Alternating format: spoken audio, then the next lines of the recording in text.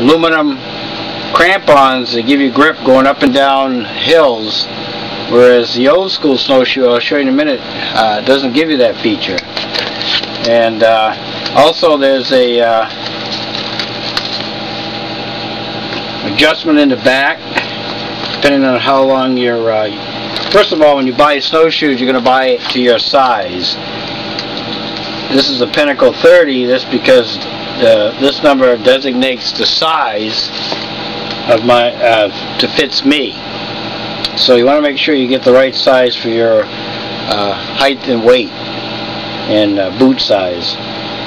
And this is, see, the old school had leather for the decking, and now this has the -40 rated arc deck, and as well as the crampon Viper system, and its pivots here.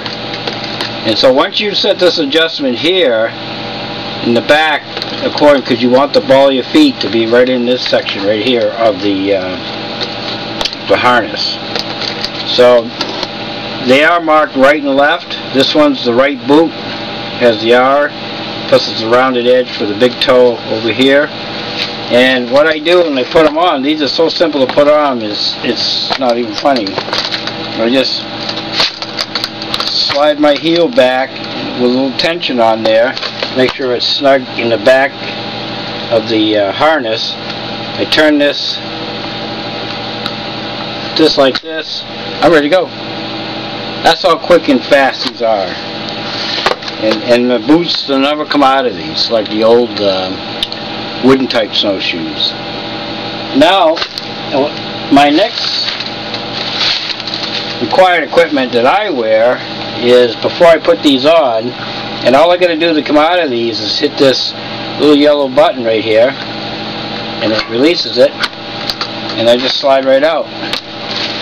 Now, one of the features I like to do is, before I go out snowshoeing, I'm usually indoors like I am right here, I put my snowshoes on outside, but because of the crampons, I don't be walking on the cement floor in the basement or on any floor, because they'll do quite some damage.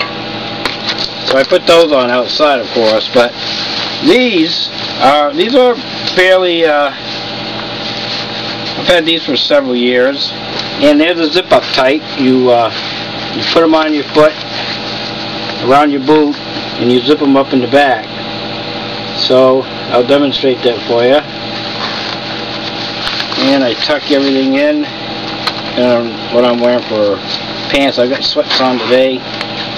And then there's a little toe clip for the shoelace. I go up here and I catch it there. That keeps the snow out. And there's a lace underneath that goes underneath the boot, and all it is no shoelace that I've taken and I adjust it. So it keeps it fairly tight around the top of the boot, so that here, without them, snow would be coming in here and I'd have wet feet and I'd be miserable in no time at all. But with them on and in place, I'm not, because now it keeps the snow out, and I can tie the back of the calf. There's a drawstring here that also keeps them from falling down, so they stay up. There's a little elastic in the center here, it keeps it right over the boot, so that if the snow does come down a little bit here, it kind of keeps it out of your boot. And that's the main key to your success for good snowshoeing event, if you want to say. So that's that part of it. Here you can see the leather decking. It's rawhide that's been treated, and I actually have the upgrade neoprene bindings on this particular set of snowshoes that are easier than the leather, and basically it's a little bit more involved. You loosen everything up here. They are an upgrade from the leather. I'll show you a pair of leather. They're even harder to get on.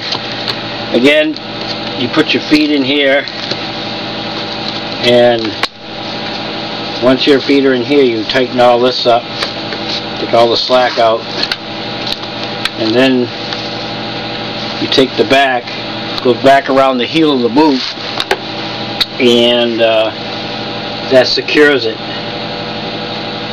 It'll actually do that. It's not as fast as the other way. It does work, however. It's not to say they don't. They do sometimes slip out if you don't get them adjusted just right. You take this and take the slack off. Just make sure I don't catch anything with it. I just tie it around a couple times. And that's basically it. Now I'm ready to snowshoe with these pair of snowshoes. These are actually called bear paws because of their resemblance of a bear's foot. And they're made for thick woods. Hunters use these a lot because they can maneuver these smaller snowshoes in and around thick brush and thick wooded areas as well. And basically this works the same principle as a neoprene, it's just not quite as efficient, fast, but basically loosen this up, this section here. Don't forget, you can always see this and many more do-it-yourself tips at doityourselftips.info.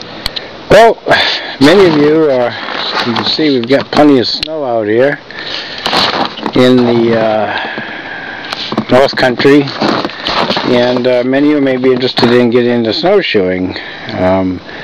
These are Tubbs Pinnacles 30s, and they come in different colors, but I just wanted you to notice the fast bindings that the super lightning to put on.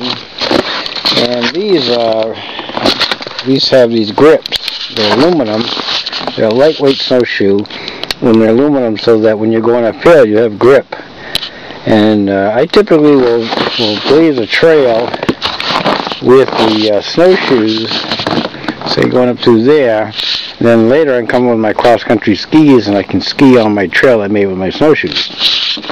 So, Bob Pumlo again here, and I'm just going to, just a quick reference guide to snowshoeing. And thought I'd just share this with you. Anyway, to put these on, it's pretty easy. What I do is, you have the adjustment back here, adjustments on both sides here, you can see, really easy to put on, they're very comfortable when you have them right, and you have adjustments into your boot size, and all I have to do is to buckle this in is to, I'm going to try to do this one-handed, it's a little difficult. Just set this red clasp in there, down. Make it out, just hit the yellow button there, and that'll let me out. And I'm in. That's how easy it is. Quite a big difference in the old school.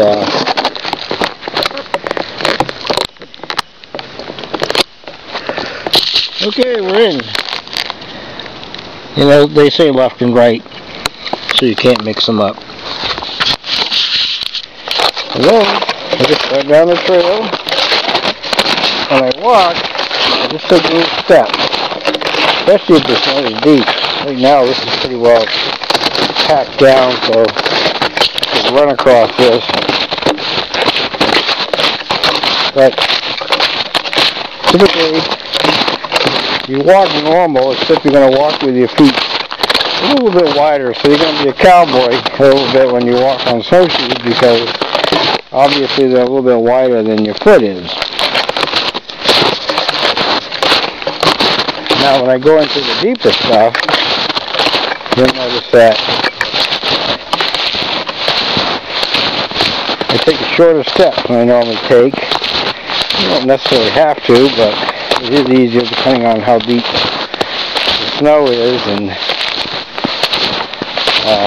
whether you're going uphill or not. Then you can come to a section like this where it's track, And the more you track over a few times, the easier it becomes to walk on it. Basically with these cleats, there's really no big technique to it. You just basically walk like you normally walk, except a little bit wider stance. And you can use poles. I find it not exactly necessary, but people do use poles with them, like cross-country poles or hiking pole, adjustable poles, or just sticks. And I have a little bit of trail here that I'm following. I'm going to go actually down to the beaver pond. I'm making a trail now. You can see I'm going downhill. It's basically normal walking. You just have to remember to keep the snowshoes, the front of them up, because they have a tendency to want to get caught in the snow. So you kind of put your weight to the back as you're going downhill. And that way there they won't get caught on you, because you will fall topple over if you're not aware that the front end will catch.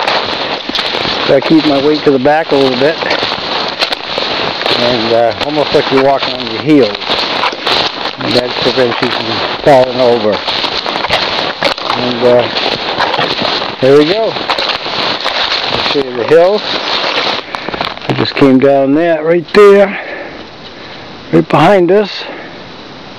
So, and the weather was in the 30s, almost 40, so it was very nice. So here you can see it's almost sunset, and I'm going to be walking around the beaver pond down here.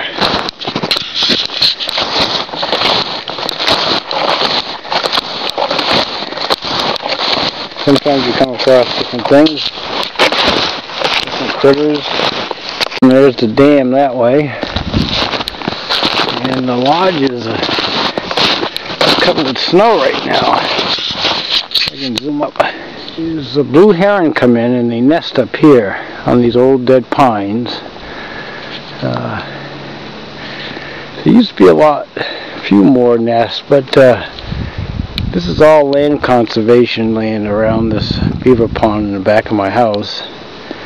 It's in New Hampshire. And the blue herons really will come and nest in here. It's really nice to watch them fly in. Here's a beaver lodge right here. Here they are. They're underneath there. And they store those yellow birch pieces, like the end of the tree, and some of the logs they take with them, and they have something to eat all winter, so they can survive. Let's take so you can see the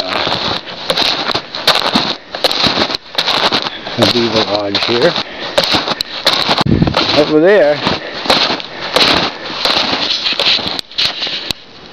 here's lodge number 2. Here's the yellow birch they took down. Right here, laying flat. Where the beaver chewed it, and it fell over. And that's what they do. And then they go down the opposite end of the dam, and they keep it plugged up so that it holds back the water. They repair it constantly. They're quite the engineers.